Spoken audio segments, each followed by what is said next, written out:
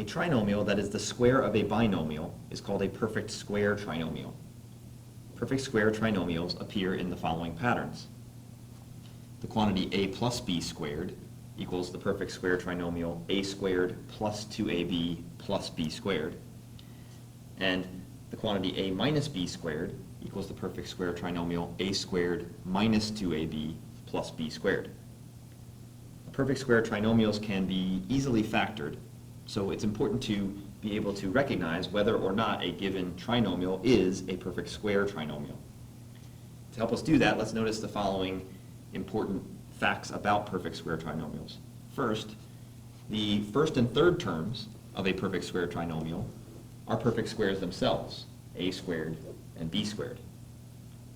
Next, the middle term, or the second term of a perfect square trinomial, is always twice the product of the square roots, 2 times a times b, or negative 2 times a times b.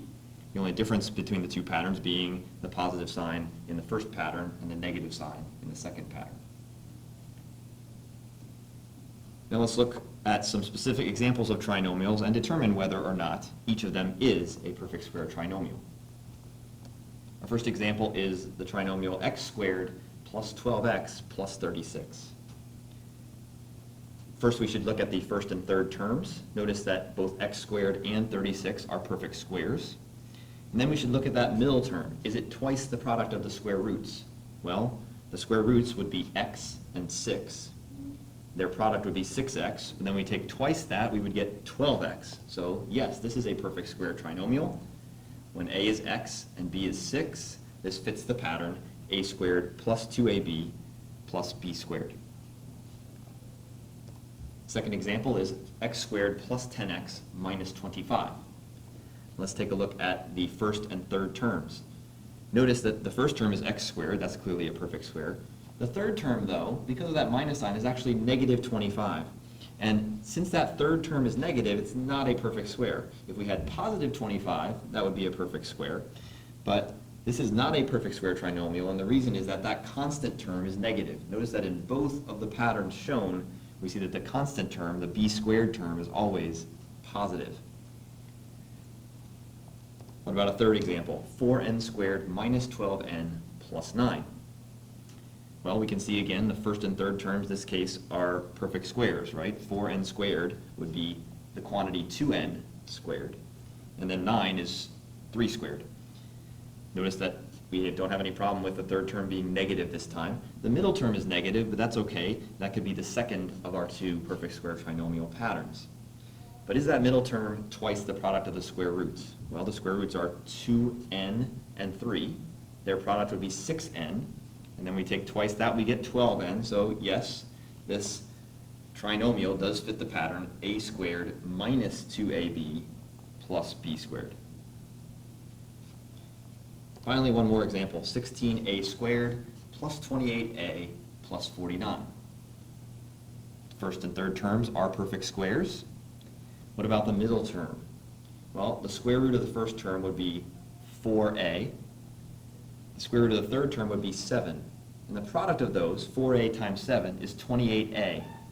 But notice the middle term is also 28a. The middle term should be twice the product of the square roots. So no, this is not a perfect square trinomial. It almost looks like one. But the middle term is equal to a times b rather than 2 times a times b. Now let's practice factoring some perfect square trinomials. In this case, we're just going to use these patterns in reverse to write each perfect square trinomial as the square of a binomial. Example number 1, we have x squared plus 18x plus 81.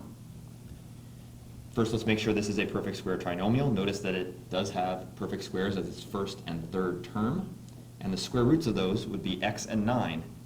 Twice the product of 9 and x is 18x, so it works. And our factorization then would be the quantity a plus b squared. In this case, a is x, and b is 9, the square root of 81. So we have the quantity x plus 9 squared as our answer. What about problem 2? Well, looking at our first and third terms, it appears that a would be the square root of 9n squared, which would be 3n, and b would be the square root of 25, which is 5. What about that middle term? Is it twice the product? Well, the product would be 15n, and twice that would be 30n.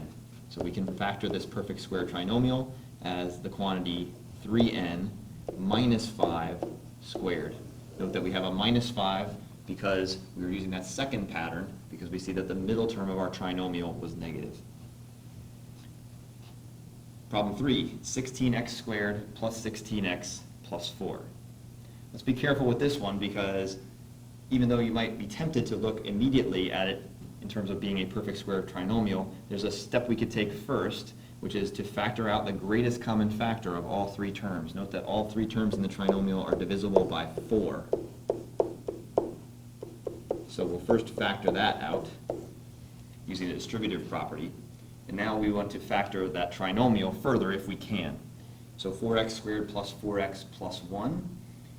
Note that in that case, a would be 2x and b would be 1. Twice the product of those square roots is 4x. So we do have a perfect square trinomial. We can factor it as the quantity 2x plus 1 squared. And then remember to include the 4 that we factored out in our first step in our final answer. Lastly, number 4, once again, we see that we could start by factoring out a greatest common factor. In this case, we see all three of these terms are divisible by x cubed. And also, since the first term is negative, we'll make it easier on ourselves if we factor out a negative x cubed, leaving us with x squared minus 14x plus 49. Examining that trinomial in the parentheses, we can see it is a perfect square trinomial because the square roots would be x and 7, and twice their product would be 14x. So we can factor further and write our final answer as negative x cubed times the quantity x minus 7 squared.